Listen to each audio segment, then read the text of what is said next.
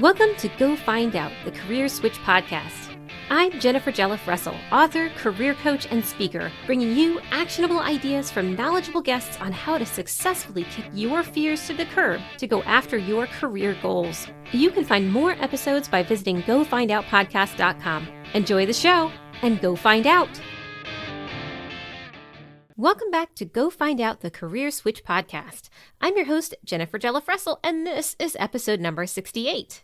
In today's episode, we'll focus on how to avoid getting burned out when pursuing too many interests as a multi-passionate creative. But first, let's jump into my personal update, which will also give you an idea of why I needed to do an episode on this topic, and that will let us roll right into the show today.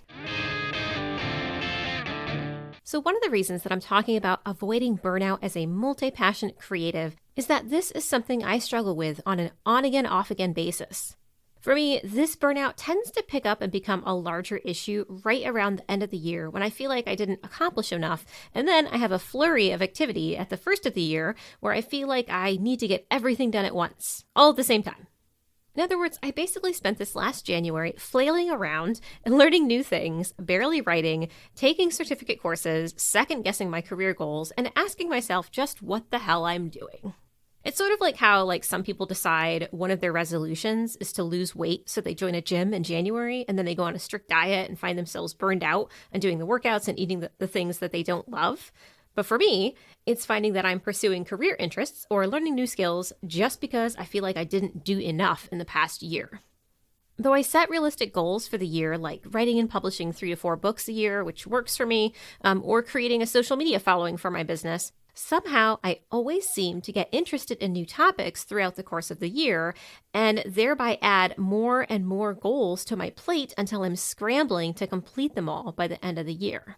I'm just a naturally curious person who loves to learn about new things, but it's easy to turn this curiosity into a passion for a new hobby or business, which is where the multi-passionate creative piece comes in. So a multi-passionate creative is someone who has a variety of passions, hobbies, or interests that they enjoy and have a talent for.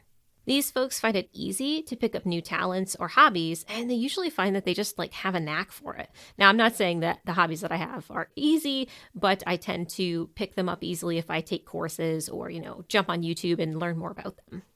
And I'm sure that if you're on TikTok at all, you've probably run across ADHD TikTok, and listening to this, you might be thinking, aha, lots of hobbies or interests must be ADHD. So a little disclaimer. Being multi-passionate doesn't automatically mean that you have ADHD. But if you're noticing some other signs of it and it's affecting your life, definitely consider speaking to a professional who can more officially assist you or diagnose you. Okay, steering away from ADHD talk now because I am not an expert on that. For me, when it comes to being a multi-passionate creative, many of my interests tend to lead down the rabbit hole to other potential interests or hobbies. For example, writing and publishing a book led me to being interested in book cover design, which I'm not terribly great at. And then that interest in book cover design led me to learn about NFT design just because of their underlying design aspect. So I learned a little bit of design and created an NFT just for fun. And then thinking about NFTs or how to monetize designs led me to develop an interest in how to create VR or virtual reality worlds or games that could maybe go along with my fiction. So it's this slippery slope that I'm more than willing to throw myself down because everything seems so fascinating and doable.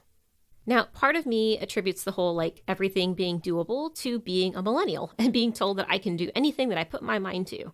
Hey, which is great motivation, but also dangerous because there is so much to choose from and I don't want to be pigeonholed into just one thing. And Gen X, you probably get this too.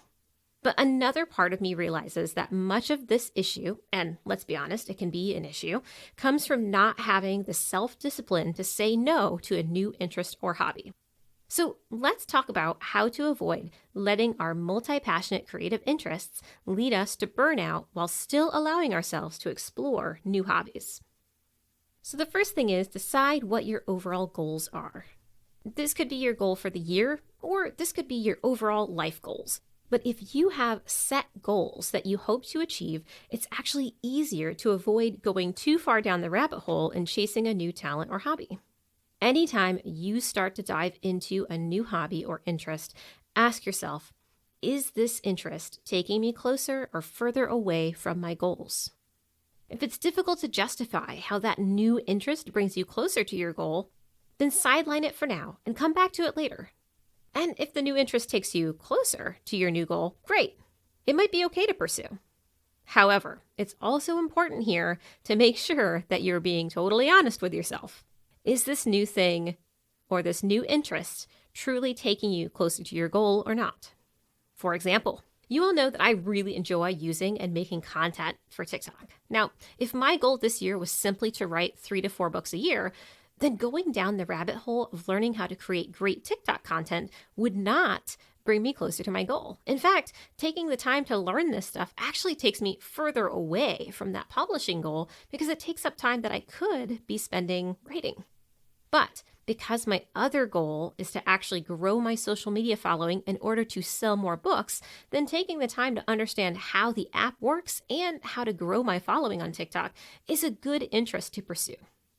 Now, I'm also interested in learning more about how I can leverage Pinterest as a social media tool to get more readers, but I feel like that would be taking too much of my writing time if I pursued learning both TikTok and Pinterest. So for now, I'm focusing only on TikTok and sidelining Pinterest, thus avoiding a little bit of burnout by not spreading myself too thin. By being clear in your overall or yearly goal, you can be more realistic with yourself on the return of investment for pursuing that new interest or hobby and determine if it will really take you closer to your goal or not. So moving on to the second suggestion, I don't know about you, but it seems that everywhere I look, influencers are talking about creating easy passive income. And I almost always get sucked into it, like almost every time. For example, things like, create a journal to sell on Amazon with just 5 easy steps, or take this course on using Procreate and create and sell stickers, or become a virtual assistant and start making 6 figures. To a multi-passionate creative, these might be intriguing enough to shell out some money for a course on how to do this stuff. I mean, you're learning a new skill, which sounds fun. And hey, if that skill can earn you money, great. The problem comes when you continually get sidetracked by these shiny new ideas and then drop your current thing in order to pursue the new, more interesting thing. If this becomes a cycle, then you never actually gain the skills to build a business or make money from that thing. Instead, you just end up hopping from new interest to new interest, hoping that one of them will let you make money. To me, the way to deal with these issues is to look at the underlying interest in those money-making hobbies that pique your interest. If it was, let's say, making journals and designing stickers, then I would say that underlying interest in those things is design. Then go back one step and ask yourself if learning general design or how to use a specific design software will take you closer to your overall goal that we talked about back in step 1. And third, I know that this seems sort of counterintuitive, but if you are a multi-passionate creative, then you thrive on learning new things. So make sure to give yourself permission to pursue new interests, but with a caveat of either a time stipulation or a time limit, or how many new things you're allowed to pursue per year.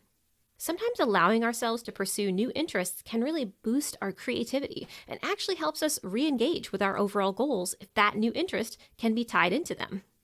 You don't want to stifle that creativity by being so rigid that you don't allow yourself to try anything new. Instead, give yourself some ground rules. These will be completely unique to you. Some examples might be setting how many new hobbies you're allowed to pursue per year, or giving yourself a literal time limit on how long you're allowed to spend on this new hobby before refocusing on other tasks that take you closer to your overall goal. Or maybe challenging yourself to figure out how a new interest can tie into your overall goal. You may have to try out a few different rules to see what works best for you. So just to kind of recap, in order to avoid burnout as a multi-passionate creative, you can revisit your overall goals and determine whether that new interest brings you closer to your new goal or further away. Avoid pursuing a new passion solely because you feel you might make money from it. And finally, set some ground rules for yourself that still allow you to pursue new interests with left and right limits that work for you. Definitely reach out via Twitter Instagram or TikTok to let me know what works for you in keeping yourself from burning out as a multi-passionate creative. All right, that's our show for today. Join me next time when I interview Ariana Dugan from Interplay Learning about how their online and virtual training platform is creating a safe space where more women can become trained in the trades industry. Until then, go find out. Thanks for listening to the show. I hope the information helps you tackle your own career switch goals. You can let me know what you thought of the show by messaging me on Instagram at GoFindOutCareerSwitch or commenting on one of my TikToks at EvergrowthCoach. That's it for today. Now go find out.